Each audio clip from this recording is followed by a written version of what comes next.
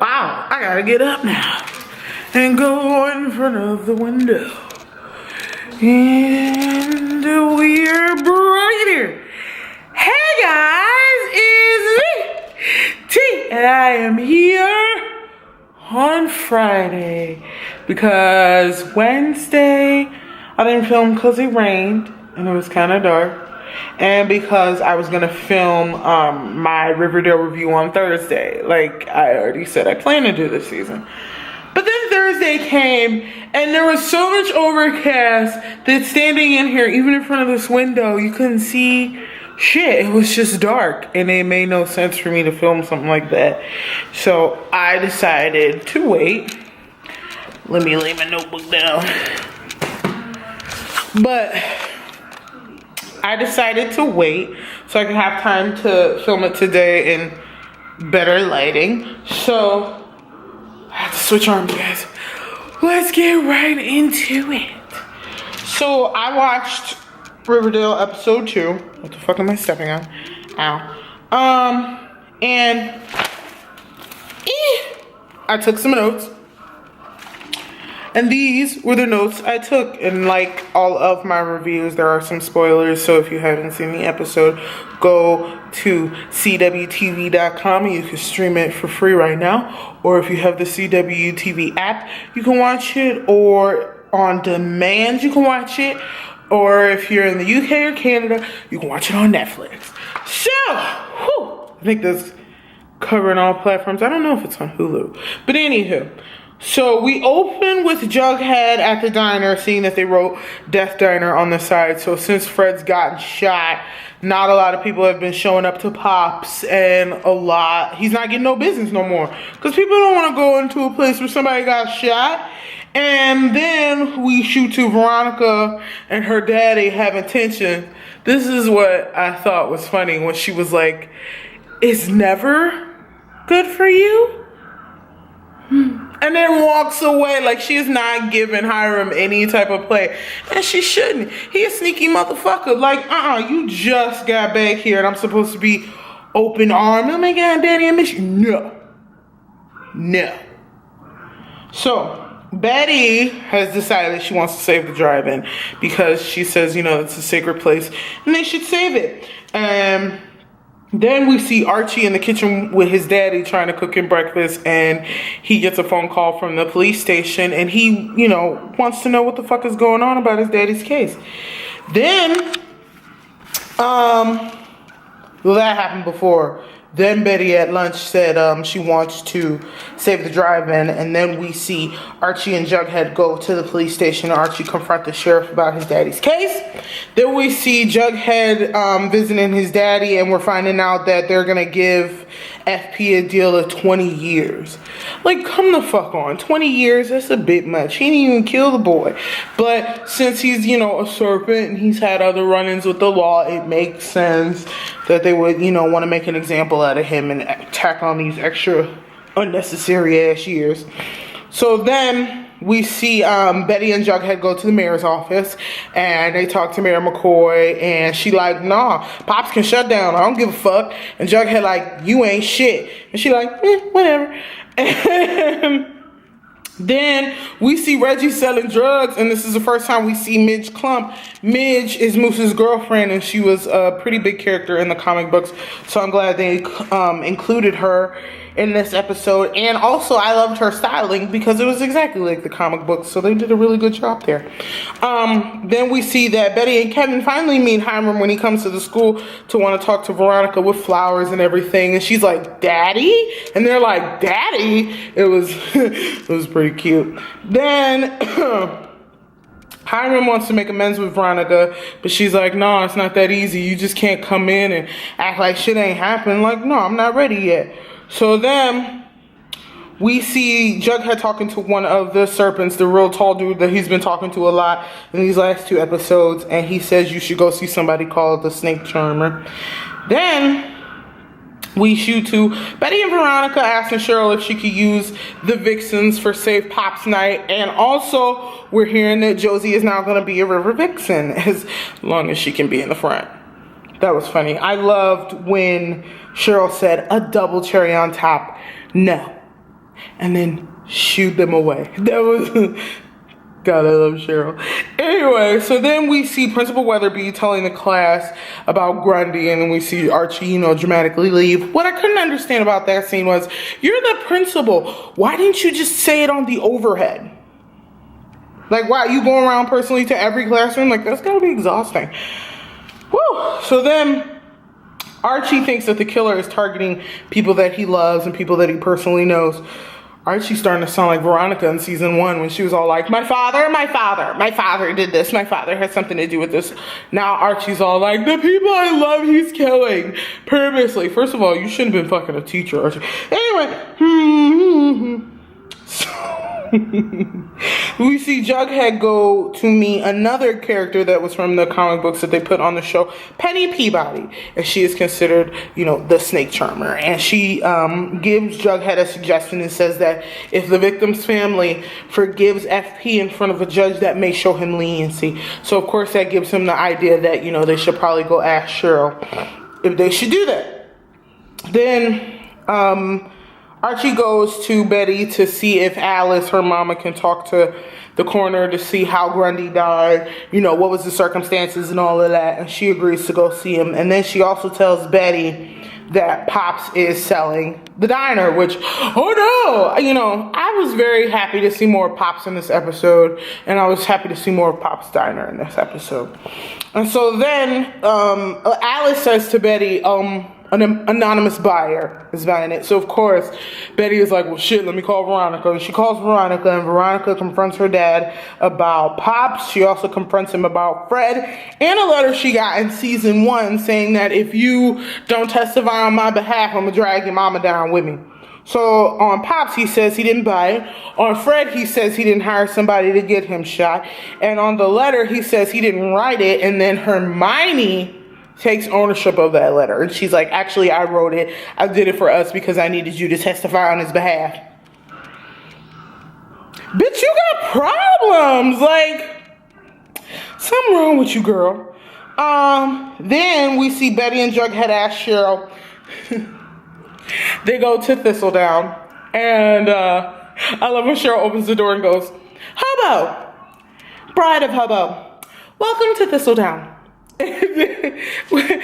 My mom was watching it with me, and she goes, she just dogs people straight to their face and don't give a fuck, because it's like, she knows she cute, she know nobody gonna smack the shit out of her, so she just do it. I agree.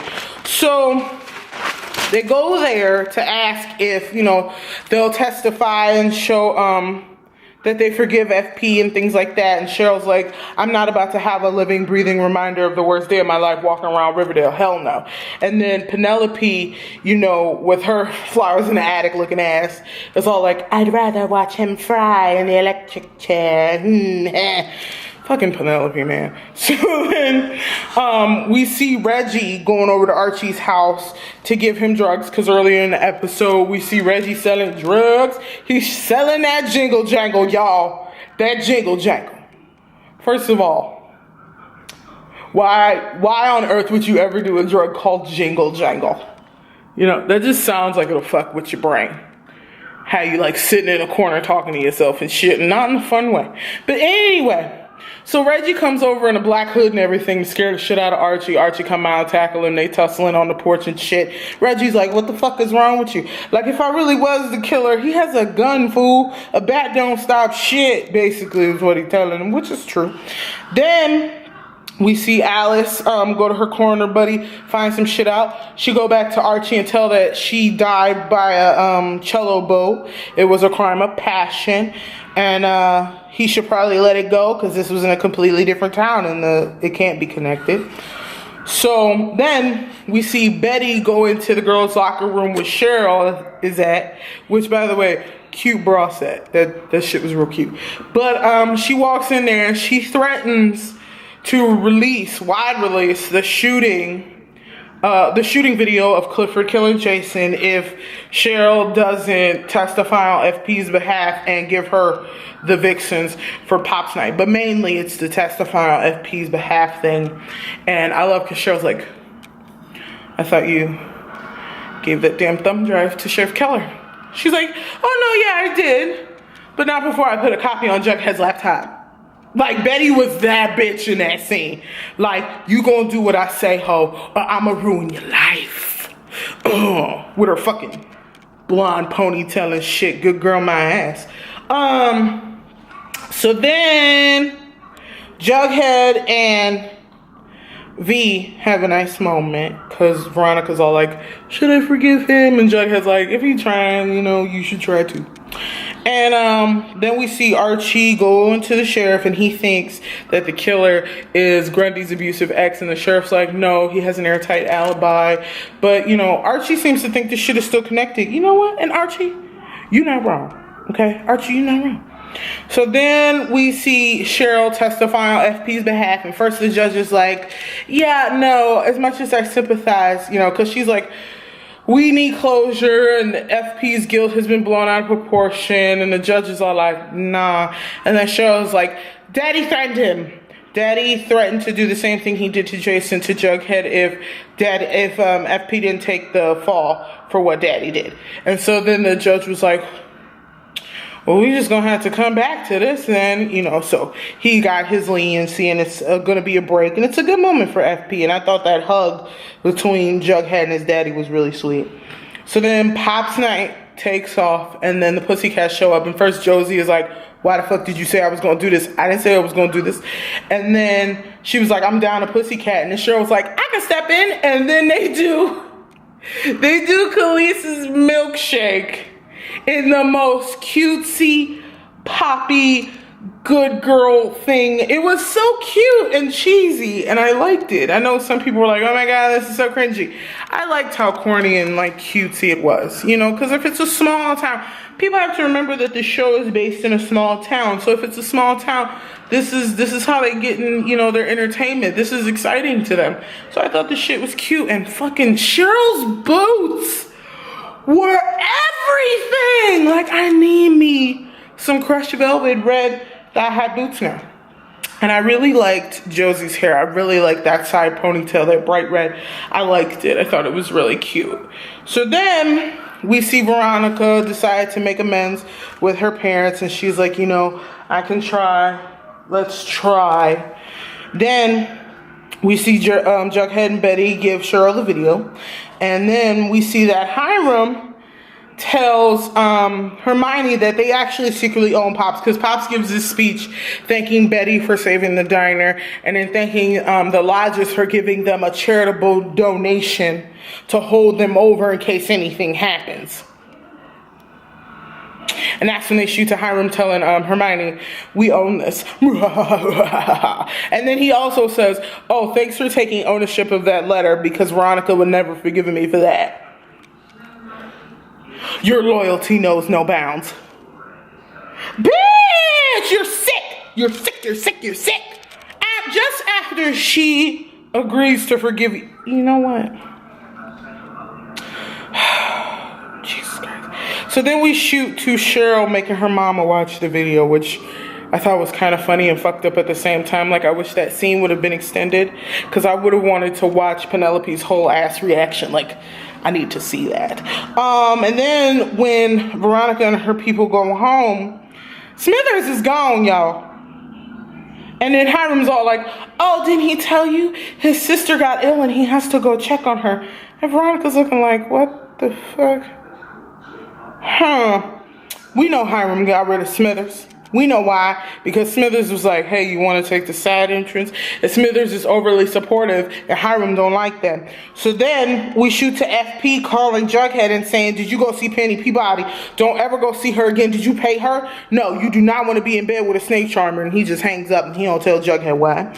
And then we see Archie on Sweetwater Bridge getting a gun from Dilton Doily, because he don't think he crazy. He know that motherfucker's still out there, and he won't get his ass. And then we shoot to Moose and Midge in a car, taking that jingle jangle, about to get, you know, they freak on, because they horny teenagers in a small town. What else is there to do? And then we see that hooded bastard come around, shoot their asses to death. That was the most wild, and like, this shit literally took you by surprise. Like all day they have been tweeting, who's gonna be next? Who's gonna be next? Who's gonna die? Who's gonna die? You don't think it's gonna be like major characters, but holy shit. They really just shot up Moose and Midge like that. I hope one of them lived. I mean, I hope naturally they both lived, but like I hope somebody lived. And first of all, if I see a hooded man coming from behind my car, I'm starting that bitch and I'm backing over him, and then I'm going forward and I'm driving the fuck home and I'm calling the cops and being like, holy shit, there was a hooded man and oh my God, I'm so scared. Like I wouldn't sit there and be like, why is he coming around on my car? No, I would be like, what the fuck? No, he's trying to kill me. And I just saw the extended preview to next Wednesday, and the motherfucker, y'all gotta watch it, y'all gotta watch it. This shit is wild. Oh my God. Okay, so that is my review. I really liked episode 2. I see why the show creator said the first 3 episodes are the most like in your face, because episode 2 is already in my face and I'm freaking the fuck out, and it's just, this shit is so wild, y'all. It's so crazy. But I hope you guys like the review. Tell me what you thought about episode 2 below. Tell me who you think the killer is. Do you have any theories? Do you think it's somebody in the town? Because clearly this person knows everybody. Okay, is it somebody in the town? Do you think it's a character coming up that we don't know about? You know, I saw a theory online that people think it may be Hal, which is so random because Hal's eyes are blue and the killer's eyes are green. But shit is going left, fam. But let me know in the comments below what you thought. And like I say at the end of all my videos, if no one's told you that you're awesome and that they love you, I think you're awesome and I love you. Peace.